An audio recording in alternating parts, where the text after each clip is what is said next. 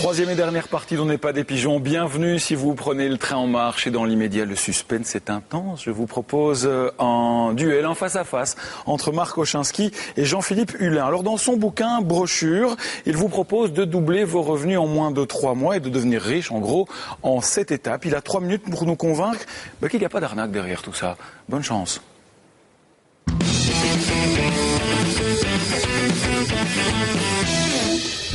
Un bouquin qui vous promet la liberté financière en 3 mois. Vous pensez bien qu'au bureau, on l'attendait avec impatience. Jean-Philippe Hulin, bonsoir. Bonsoir. Vous connaissez le principe, 3 minutes pour convaincre, le chrono démarre maintenant. Alors, votre bouquin, en fait, c'est une brochure pour attirer des prospects dans votre schéma de marketing relationnel. Si j'ai bien compris, le marketing relationnel, ça consiste à vendre un produit à des proches, puis est-ce que les proches le vendent à leur tour et que vous touchez une commission sur chacune des ventes, c'est ça? En raccourci, oui. Donc j'ai bien compris finalement. En quelque sorte. C'est déjà un bon début. Alors, vous dites que ce n'est pas une vente pyramidale, ça ressemble quand même salement, on va dire. Or, la vente pyramidale, c'est interdit. Et quelle est votre définition de la vente pyramidale? C'est à peu près ça, c'est les gens qui vendent et puis d'autres qui payent des commissions. Non, justement. Une vente pyramidale, il n'y a pas de produit, il n'y a pas de service. C'est un échange d'argent de main à main. Donc vous, la différence, c'est qu'il y a un produit. Exact. Et votre produit, ce que vous vendez, ce qui vous a rendu riche, c'est quoi? Peu importe. Je ne suis pas ici pour parler de moi, je suis ici pour parler de marketing relationnel. Et dans le marketing relationnel, il y a des entreprises qui proposent à la fois des produits ou des services. Ben c'est ça le problème, parce que justement, quand on interroge les gens qui ont été approchés par le marketing relationnel, le MLM, ils disent les produits, c'est pas toujours top. Alors j'ai cité ici patch de bioénergie, régime miracle, crème amincissante et bijoux magnétiques. Ça n'aide pas vraiment de donner confiance ni aux produits ni au marketing relationnel. Non, exact, mais c'est comme dans tous les secteurs, il y a de tout pour tout le monde. Et il y a des produits qui en valent mieux la peine que d'autres. Mais on ne peut pas les juger tant qu'on ne les a pas testés, je ne les connais pas, donc je ne vais pas m'exprimer. Vous ne devez vraiment pas dire ce que vous avez vendu. Non, ça n'a pas d'importance. Moi, ce que je veux que les gens sachent, c'est que le marketing relationnel est une solution aux problèmes que la majorité des gens rencontrent. Et aujourd'hui, on ne peut pas compter sur le gouvernement, parce que, regardez, on va être battu par l'Irak, qui était une ancienne... Oui, enfin bon, en résumé, c'est quoi le problème? Non, mais le problème, vous ne pouvez pas compter sur le gouvernement, vous ne pouvez pas compter sur votre patron pour vous augmenter, et la durée de vie augmente, laissez-moi terminer, oui. La durée de vie augmente, et le système de pension va s'écrouler. Alors tout le monde sait que dans une semaine, la partie qu'on préfère, c'est le week-end. Et qu'est-ce que la pension, sinon le week-end de votre vie?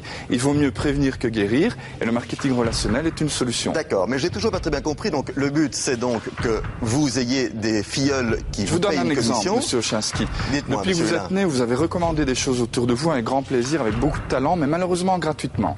Il y a des entreprises qui ont compris que vous avez ce pouvoir. Et au lieu d'investir des sommes colossales dans la publicité, elles vont vous rémunérer, vous, pour 2 choses. Premièrement, apporter des clients fidèles. Deuxièmement, développer une équipe.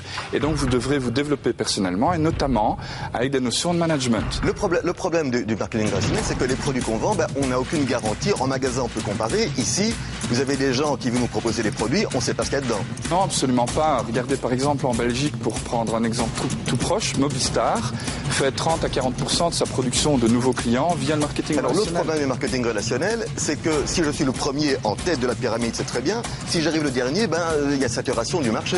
Oui, ça c'est tombé dans la facilité. La saturation est une intellectualisation de la chose à l'état possible techniquement. Elle est peut-être aussi regarder Herbalife.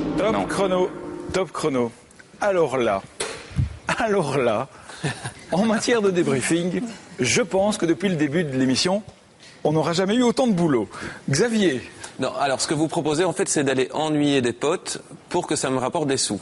Non, c'est pas du tout ça, vous n'ennuyez personne. Parce que pour l'instant, objectivement, moi j'ai toujours rien compris à votre histoire de marketing relationnel. Je veux être riche. Je vais tenter de vendre des trucs à des potes en fait. Je vais essayer de leur vendre des trucs et eux vont les revendre à d'autres amis, c'est ça? Non, c'est pas exactement comme ça. Il faut d'abord que vous ayez un attrait pour le produit en question. Donc souvent, les gens qui se lancent dans ce type d'activité... Tupperware, Tupperware, des cosmétiques, des vitamines, de la téléphonie, de l'électricité, bon, tout ça. Il faut que vous ayez un attrait pour ça. Et souvent, la majorité des gens se lancent dans ce type de concept parce qu'ils sont clients et convaincus et satisfaits. Voilà. point. Et donc ils vont en parler naturellement autour d'eux, comme ils le font depuis qu'ils sont nés, et ils vont attirer des clients. Et donc ils vont recommander ces clients à la personne qui leur en a parlé en premier du produit. Oui. Et donc cette personne va dire, mais écoute, il y a deux solutions. Soit je vais voir ces gens seuls, soit j'y vais avec toi. Et tu as ça, une en commission. 3 mois, je double mes gains. Mais c'est évident. Vous savez que tous les travailleurs sont Mais sous-payés. pourquoi vous n'êtes pas arrivé plus tard sur cette terre? Parce que franchement, on travaille tous comme des fous tous les jours. Et vous nous dites qu'on peut gagner beaucoup de pognon en peu de temps. Mais c'est tout simplement une redistribution du chiffre d'affaires. Quand une entreprise développe son business avec des budgets publicitaires colossaux, ben forcément, il y a moins de marge. Il y a d'autres entreprises qui ont décidé de ne pas faire de pub et de se baser sur le bouche à oreille et de partager équitablement. Par exemple, laissez-moi vous dire ça, je voudrais que Sarah explique. Non, Vous aviez 3 minutes pour convaincre, on a donné, maintenant Vous j'ai des n'avez pas réactions peur de plateau. fausser leur relation? Je veux dire, ce gars-là en question, il n'a plus d'amis, quoi, si je comprends bien. Parce Non, que bon. il fait monnayer chaque fois ses bons plans. Alors, ses une chose importante, recommandations, par c'est un peu exemple, ça. Très rapidement, monsieur Il n'y a Hulin. pas de distinction. On n'exagère pas. Il n'y a pas de distinction de revenus entre les femmes et les hommes. Premièrement, c'est quand même un paramètre important, c'est éthique. Et pour répondre à votre question, il y a effectivement des gens qui ne s'y prennent pas bien et qui vont embêter leur entourage.